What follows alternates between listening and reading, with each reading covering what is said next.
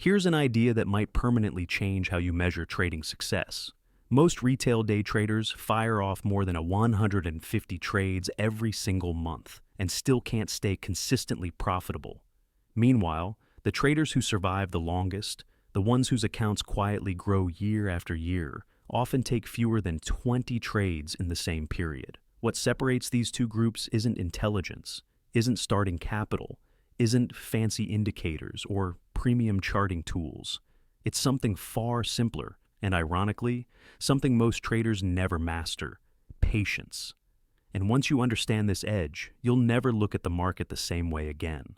A landmark study from the University of Chicago examined more than 66,000 trading accounts and uncovered a stunning truth. When traders cut their trading frequency in half, their returns increased by an average of 87%. Let that sink in. By doing less, they made far more. This isn't motivational fluff. This is statistical evidence that patience is a measurable, repeatable trading advantage.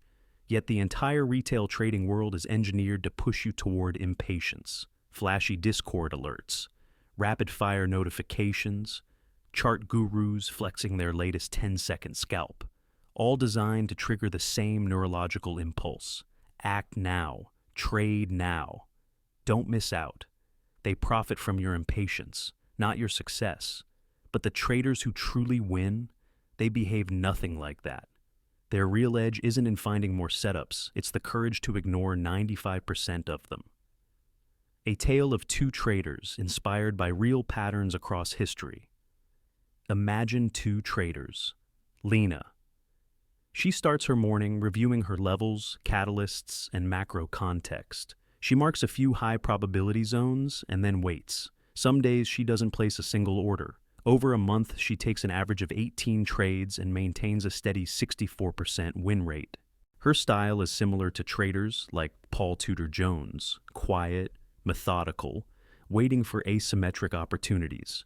Mark is glued to his screens from open to close. His mouse hand never stops moving. Every stretch of momentum looks like the one. He trades to feel active, to feel like he's doing something. He takes around 140 trades a month, but wins only 41% of them.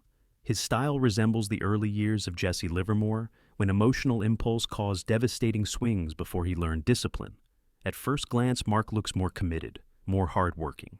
But 6 months later, Lena's account, plus 34%, Mark's account, 18%, same market, same opportunities. Two completely different destinies. And the reason is painfully simple.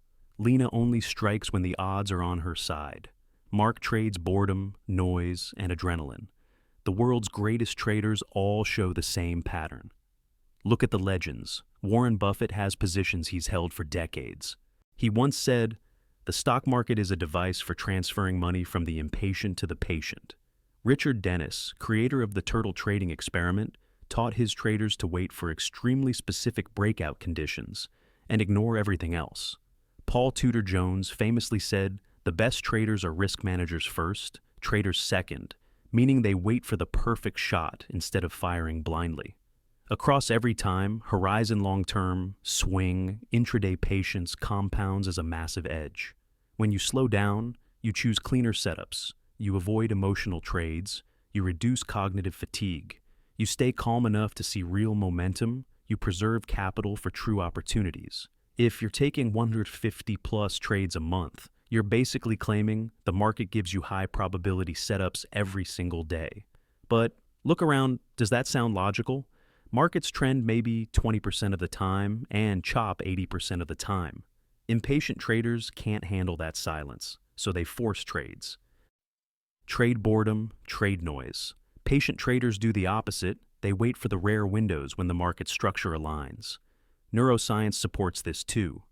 Repeated emotional losses damage the prefrontal cortex, the part that calculates risk rationally.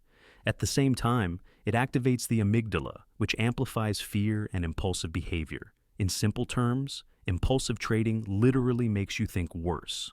Patient trading improves your brain's decision-making. This is why prop firms value patience above everything else. They don't reward big wins, they reward controlled behavior. Patience rewires your entire relationship with the market. Impatient traders see the market as a battle to win. Patient traders see it as something to understand. When you stop trying to force trades, losses stop feeling personal, missed moves stop hurting. Your identity is no longer tied to your equity curve. You begin to recognize expansion versus contraction, accumulation versus distribution, high quality versus low quality, momentum when to strike and when to disappear. Some months you take 30 trades, some months you take 5. Both can be correct. You don't need to trade constantly. You need to trade selectively. And with time, just like the greats, you start seeing patterns others can't. The less you react, the more you understand. And the more you understand, the more you grow. The traders who thrive long-term all share one skill. They know when not to trade. Their scoreboard isn't daily PL, it's adherence to process. A losing day with perfect discipline is still considered a win. A profitable day with broken rules is a warning sign. This mindset creates emotional stability, a kind of internal quiet the market can't disturb. The evidence is overwhelming. Fewer trades, better results, patience, clearer decisions, selectivity, stronger edge. Your real competitive advantage won't come from trading more.